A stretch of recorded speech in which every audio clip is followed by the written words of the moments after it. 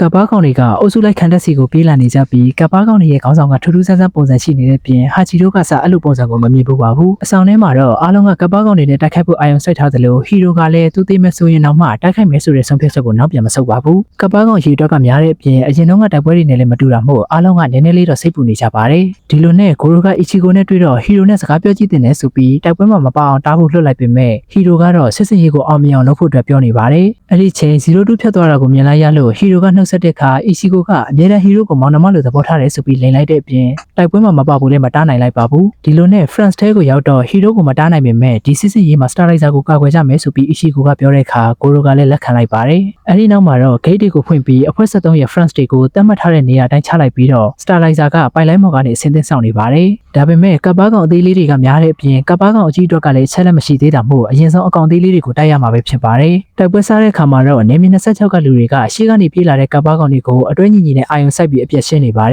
်ဒါပေမဲ့လည်းအကြီးအတွက်ကများလွန်းတာမို့ကပ်ပါလေးကောင်လွတ်သွားတဲ့အတွက်ကိုရိုတို့ကိုအဲ့ဒီကောင်တွေကိုအပြတ်ရှင်းမှုအတွက်ပြောလိုက်ပါတယ်အဲ့ဒီနောက်မှာတော့ကိုရိုတို့အကုန်လုံးကအစွမ်းကုန်တိုက်ခိုက်ပေမဲ့လည်းကပ်ပါတွေကလွတ်ထွက်သွားတဲ့အပြင်အခြေအနေကလည်းမဟန်မဲဖြစ်နေပါတယ်အဲ့ဒါကြောင့်အီချီကိုကခေါင်းဆောင်တစ်ယောက်အနေနဲ့အမိန်ပေးပြီးတိုက်ကွက်တွေကိုပုံဖော်လိုက်ရပါတယ်02ရဲ့အမြင်အရဆိုရင်လည်း France တွေကကပ်ပါကောင်တွေကိုမနဲ့တိုက်ခိုက်နေရပြီးသူမကိုယ်တိုင်ကလည်းတိုက်ပွဲစီကိုသွားကျင်နေပါတယ်အဲ့ဒီခါ02ကကပ်ပါကောင်တွေကိုတိုက်ခိုက်တဲ့အမြဲပြောနေတာမဟုတ်အကြောင်းပြချက်တစ်ခုခုရှိလို့လားဆိုပြီးဟီရိုကမေးလိုက်ပါတယ်ဟီရိုအတွက်ကပပနဲ့အခြားသူတွေကိုကာကွယ်ခြင်းလို့ကပ်ပါကောင်တွေကိုတိုက်ခိုက်တာဆိုပေမဲ့02ကတော့သူမကမကောင်းဆိုးဝါးဖြစ်နေလို့ပဲနေမှာပါဆိုပြီးပြောလိုက်ပါတယ်အဲ့ဒီနောက်မှာတော့ Starlizer ကတိုက်ပွဲတွေကိုပြေးဝင်ပြီးတခဏလေးတွင်းမှာတင်ကပ်ပါကောင်တွေအများကြီးကိုတုတ်တင်ပစ်နေပါတယ်အဲ့ဒီလိုပဲနေမီ26ကလူတွေကလည်းကပ်ပါကောင်တွေကိုဖမ်းချုပ်ပြီးအဖွဲလိုက်တိုက်ကွက်နဲ့ရှင်းပြလိုက်ပါတယ် Starlizer ထဲမှာတော့ဟီရိုကအတော်လေးနာကျင်နေရတယ်ဆိုပေမဲ့အရှုံးမပေးပဲအသေးခံပြီးတော့ကိုတိုက်ခိုက်နေတာကြောင့်အီချီကိုကပြန်မှုပြောပေမဲ့လည်းဟီရိုကလက်မခံပါဘူးအဲ့ဒီနောက်မှာတော့ခေါင်းဆောင်ဖြစ်တဲ့ကပ်ပါကောင်ကချီရီလက်တွေမပါတာမှုထူးဆန်းနေပြီးနေမီ26ကလူတွေကသူတို့ရဲ့လက်နက်တွေနဲ့ရှော့တိုက်ပြီးတိုက်ခိုက်ပေမဲ့ကပ်ပါကောင်ကဘာမှမဖြစ်တဲ့ပြင်ပုံစံအသေးတစ်မျိုးပါပြောင်းသွားပါတယ်အဲ့ဒါကြောင့်နေမီ26ကလူတွေကထပ်ပြီးတိုက်ခိုက်တဲ့အခါကပ်ပါကောင်ကပြန်ပြီးတိုက်ခိုက်လို့အထိနာသွားတဲ့ချိန်နောင်စာကလည်းကုန်သွားတဲ့အတွက်ကြောင့်ဇိုရိုမဲတို့ကဝင်ပြီးကယ်ပေးလိုက်ရပါတယ်အဖွဲ့26ကမအောင်မြင်လို့အဖွဲ့73ကကပ်ပါကောင်ကိုတိုက်ခိုက်ရတော့မှဖြစ်ပြီးကျန်တဲ့လူတွေက Starlizer နဲ့အတူတူတိုက်ခိုက်ခြင်းပေမဲ့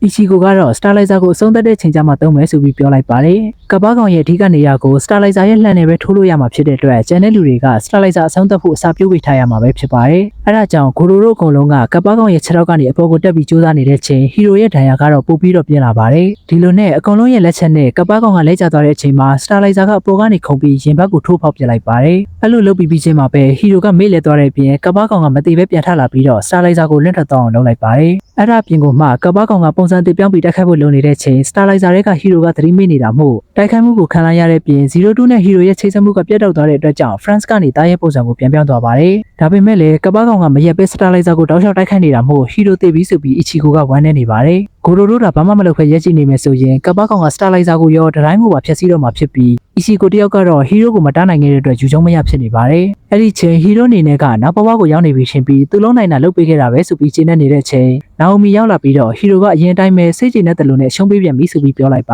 တယ်အဲ့ဒီခါဟီရိုကသူမရှိတဲ့02ကတိုက်ခိုက်နိုင်ပါတယ်ဆိုပြီးပြောတဲ့ပြင်သူကိုယ်တိုင်ကလည်း France ကိုမောင်းနိုင်ခဲ့တာမို့အားလုံးအတွက်အသုံးဝင်ခဲ့တဲ့အတွက်ကြောင့်ကျေနပ်တယ်ဆိုပြီးပြောလိုက်ပါတယ်အဲ့ဒီနောက်မှာတော့ဟီရိုကတစ်ပင်ကြီးတစ်ပင်ရဲ့အောက်ကိုရောက်သွားပြီး02ကိုတွေးလိုက်ရတော့ဟီရိုကကျေးဇူးတင်စကားပြောပေမဲ့02ကလက်မခံပဲလှည့်ထွက်သွားပါတယ်အဲ့ဒီခါ02ရဲ့ဝမ်းနည်းမှုတွေကိုသတိထားမိတာမို့ဟီရိုပြန်သတိရလာတဲ့ခါစိတ်တုန်နေတဲ့02ကိုမြင်လိုက်ရတဲ့အတွက်ကြောင့်သူတို့ကကပ်ပါကောင်ကိုမတတ်နိုင်ခဲ့ဘူးဆိုတာသိလိုက်ရပါတယ်02ကဒဏ်ရာရနေတာတော့မှတယောက်တည်းရုန်းကန်ပြီးတိုက်ခိုက်ဖို့လုပ်နေတာမို့အမြဲတမ်းပါတနာကိုဆုံးရှုံးရတိုင်း02ကတယောက်တည်းတိုက်ခိုက်ဖို့ကြိုးစားနေတာလားဆိုပြီးဟီရိုကတွေးမိသွားပါတယ်ဒီလိုနဲ့သူ့ရဲ့မျက်စိရှိမှာ02ခံစားနေရတာကိုမြင်တော့ဟီရိုက02ကိုကူညီခြင်းနဲ့ပြင်သူမနဲ့တူ Starlizer ကိုပြန်မောင်းနေတဲ့စိတ်တွေပေါ်လာပါတယ်အဲ့ဒါကြောင့်ပဲဟီရိုရဲ့ဒဏ်ရာတွေကပျောက်ကွယ်သွားပြီးစိတ်လွတ်နေတဲ့02ကိုအနောက်ကနေဖက်ပြီးအသိစိတ်ဝင်လာအောင်လုပ်ပေးလိုက်ပါတယ်နှစ်ယောက်စလုံးကအဆင်ပြေသွားပြီမို့ Starlizer က France ပုံစံကိုပြန်ပြောင်းပြီးကပ်ပါကောင်ကိုတပတ်လက်သွားအောင်တိုက်ခိုက်လိုက်ပါတယ်အဲ့ဒီခါအားလုံးကအံ့ဩသွားပေမဲ့ကပ်ပါကောင်ကပုံစံပြောင်းမှုလုပ်နေတာမို့ကိုရိုတို့အကုန်လုံးကရှေ့ကနေသွားပြီး Starlizer အတွက်လမ်းဖွင့်ပေးလိုက်ပါတယ်အဲ့ဒီနောက်မှာတော့ Starlizer ကအစွမ်းကုန်သုံးပြီးကပ်ပါကောင်ရဲ့အဓိကနေရာကိုတစ်ချက်တည်းနဲ့ဖျက်ဆီးပြလိုက်ပါတယ်